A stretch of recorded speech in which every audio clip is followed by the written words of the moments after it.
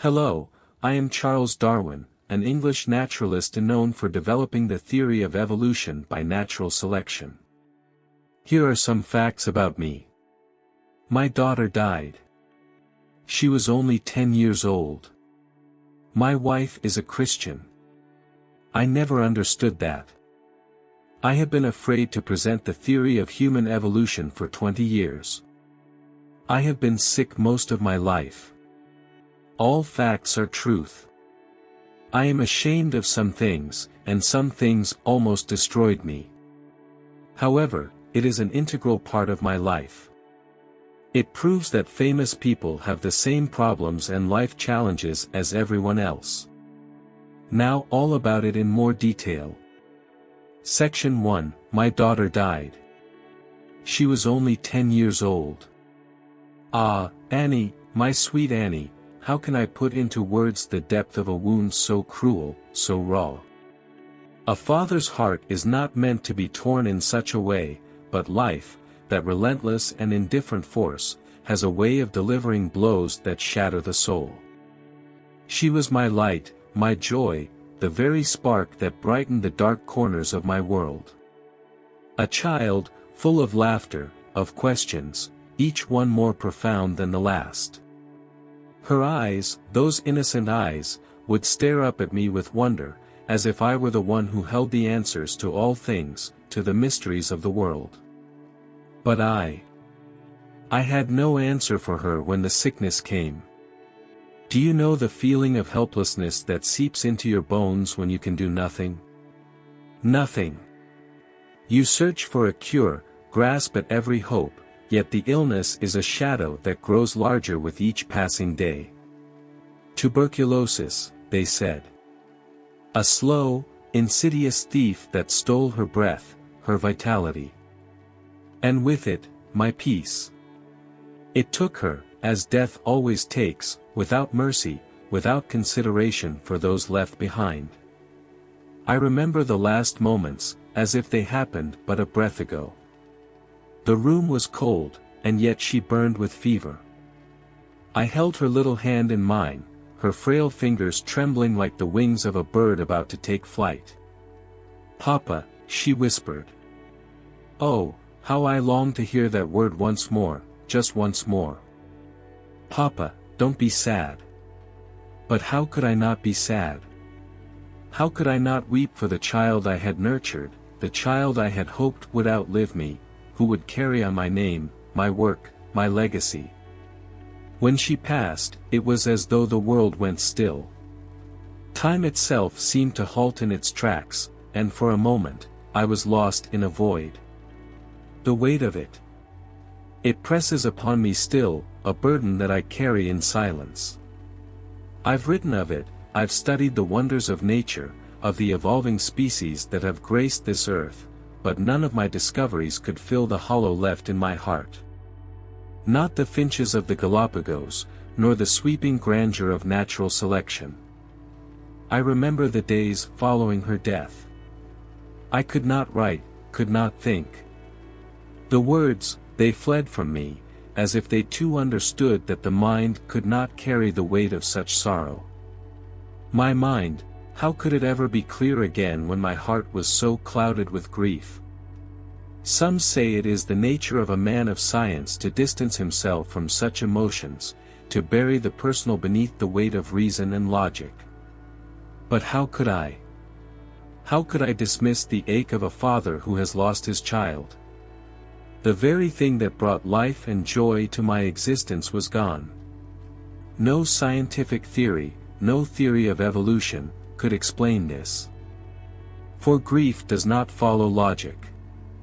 It follows the heart, which beats with the rhythm of loss, ever aching. And even now, as I stand before you, the years have not healed the wound. No, the wound is deep, my friends. It remains within me, part of me, like an unspoken prayer for a daughter I will never see again in this life. How foolish we are, to think that life can be reasoned, that we can control the forces that shape us. How little we understand the true power of love, and the agony of its absence. Annie was my joy, and my sorrow. But, oh, how I loved her. Even now, in my old age, I carry that love with me, like a flame in the dark. I only wish I could have been the father she deserved, and yet, I feel I failed her in so many ways. That guilt, it too is a companion now, one I carry quietly, like a shadow that never leaves. And so, I remain, a man of science, but also a man of grief. My work, my theories, they cannot absolve me. For there is no explanation, no formula that can bring back my dear Annie. She is lost to me now, forever. And in that loss, I find myself adrift on a sea of questions to which there is no answer. A pause, as Darwin looks into the distance, lost in thought, before slowly shaking his head. Oh, Annie, my sweet, sweet Annie, may you rest in peace. Section 2, My wife is a Christian. I never understood that. How curious, this thing we call marriage. When I first met Emma, she was the beacon of light in my life, a woman of warmth, of faith, of devotion. In many ways, she was everything I wasn't. I was a man of science, driven by observation and inquiry, while she was a woman who found peace and belief, in the comfort of a divine order. In her, I saw a conviction that I could never fully grasp. And yet, I married her.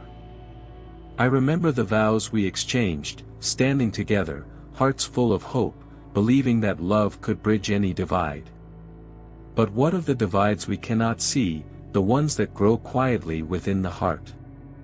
What of the rift that begins and you question the very foundation of the world in which your partner finds solace?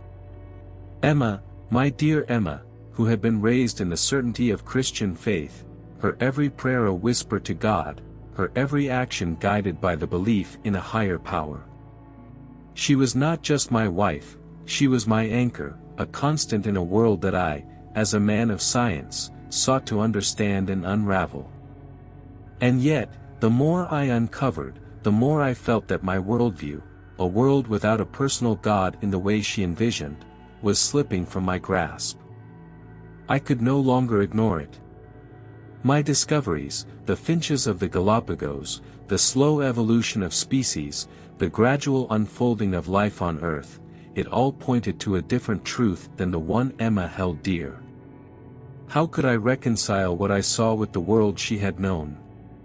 How could I, the man who had come to question the existence of a divine hand in the shaping of life, look her in the eyes and tell her the truth?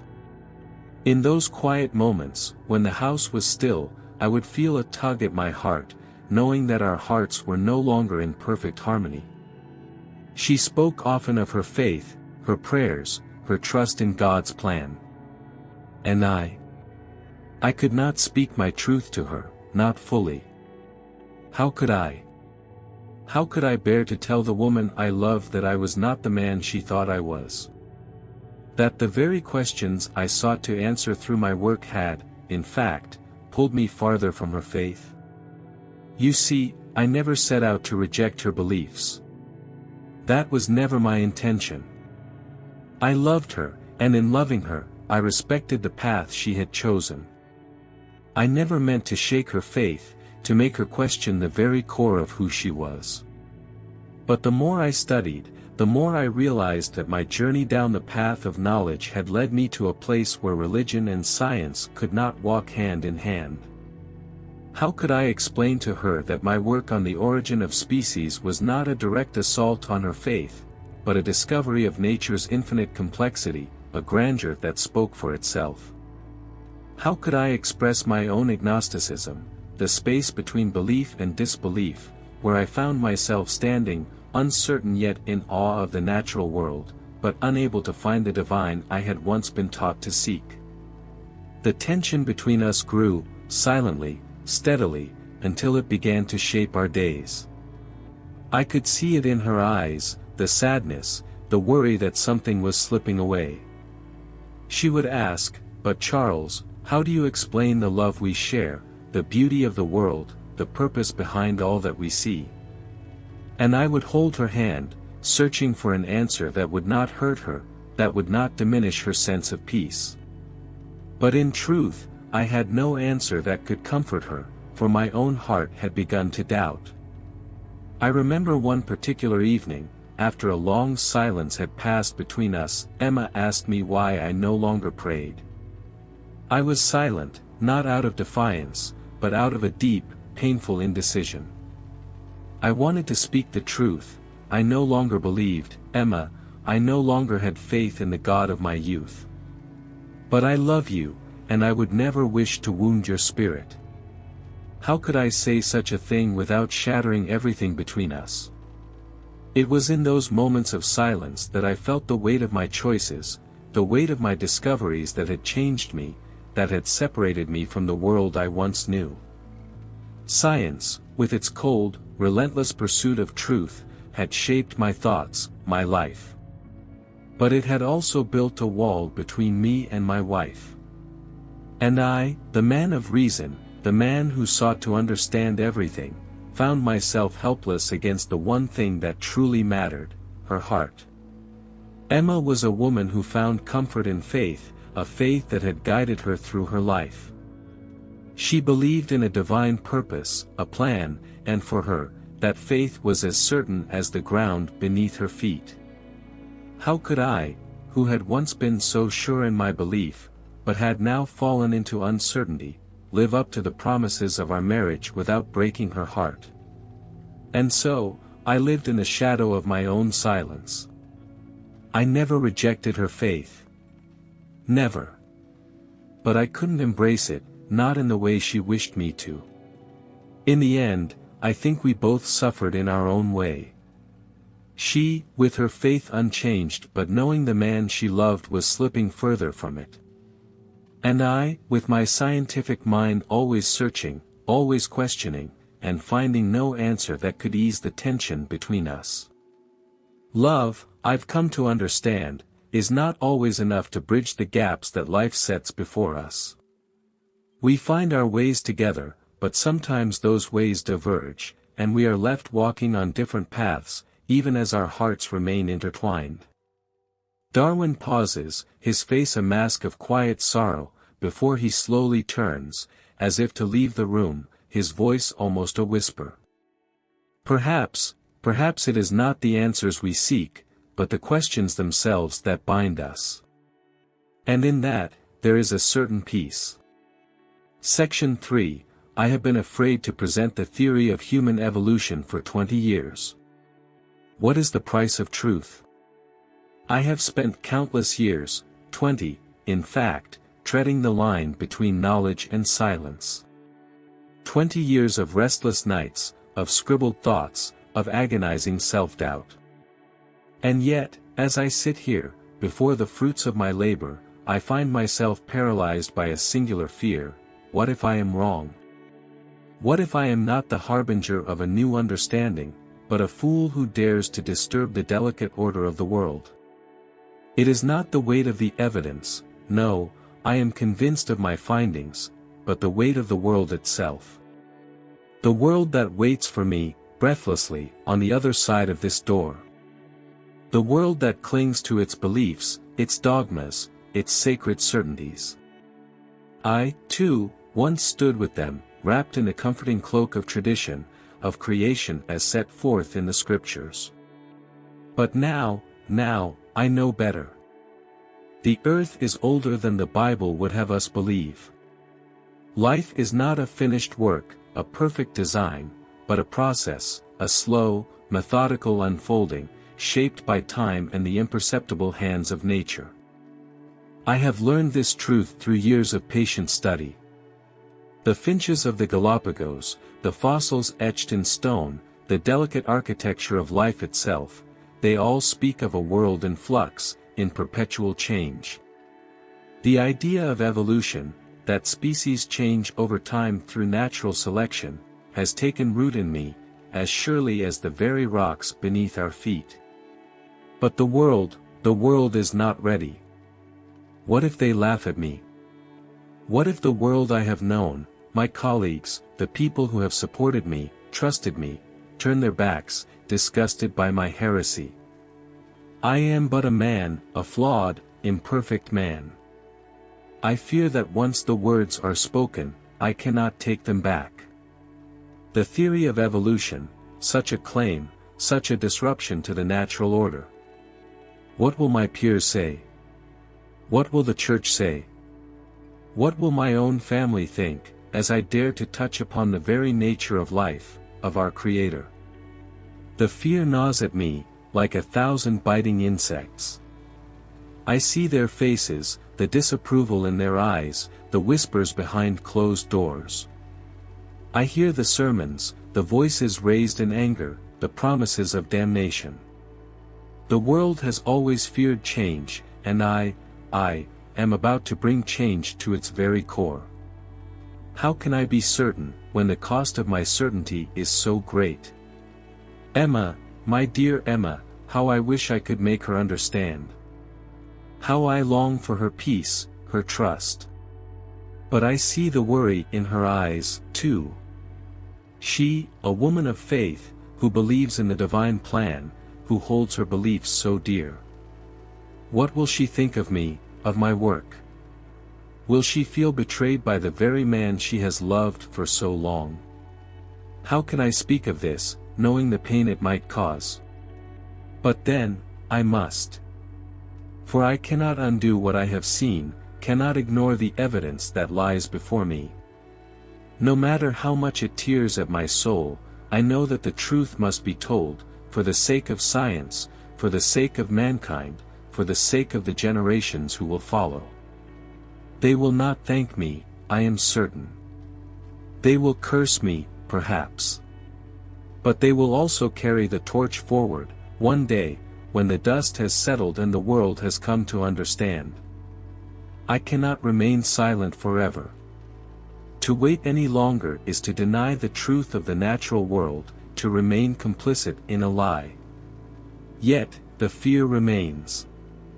The thought of what I stand to lose, the respect of my peers, the love of my family, the very fabric of my identity as a scientist. These things I hold dear, yet they pale in comparison to the price of silence. The irony, the cruel irony.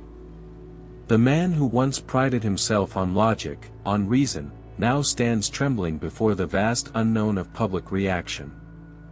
I cannot escape the notion that in publishing my theory, I am committing an act of violence, not against men, but against the very foundations of their faith. And what if I am wrong? What if the whole world turns against me, laughing, mocking me for my arrogance? No, I tell myself, as I sit here in this stillness. I must move forward. I must speak. Perhaps, as the years pass, history will judge me kindly. Perhaps, in time, the weight of my theory will be lifted from my shoulders, and my name will be remembered not for the controversy, but for the truth that I dared to speak. But today, I am a man torn between the need to speak and the fear of being heard. Today, I am a man who must choose between the love of a world that clings to old beliefs, and the irrevocable call of reason. And so, I wait, and I tremble, yet I know what must be done. Darwin exhales slowly, as if resigning himself to the inevitable. His hand finally reaches for the paper before him, his grip firm, his voice a whisper of conviction. The time has come. I must let it be known. Section 4, I have been sick most of my life. Illness has been my most faithful companion, more so than any friend, and far more constant than the seasons. For years, it has lingered at my side, tightening its grip on me with every passing day. My body, once eager to explore the wilds of distant lands, now betrays me at every turn. Ah, how cruel it is to live with a mind alight with curiosity, yet shackled to a body so prone to frailty. My stomach churns like the restless sea, though I have not set foot on a ship in decades. Fatigue drapes over me like a suffocating fog, dimming the hours I might have spent in study or discourse. And then, there are the darker days, the days when despair creeps in, whispering that my work, my life, is of little consequence. Isolation has become my refuge, though I did not choose it willingly. The gatherings of society, the lively debates, even the cheerful chaos of my children, it all feels too much. Too much noise, too much energy, too many expectations I cannot meet. And so, I retreat to this sanctuary of books and specimens, this quiet prison of my own making. Here, I am free to think, to write, to reflect, but I am also alone. Do they understand, my family, my friends? Do they see the battle I fight each day against this relentless affliction? I doubt it, for I rarely speak of it. What good would it do to burden them with my suffering? Better they see me as the steady figure at my desk, the devoted husband, the father with a ready smile. But the truth is, there are moments when I feel as though I am fading away, a shadow of the man I once was. And yet, even in this state, I press on. For what else is there to do? My work is a light in the darkness, a beacon that draws me forward when my strength fails me. The theory of evolution, the great unfolding of life's mysteries, it is my lifeline, my purpose.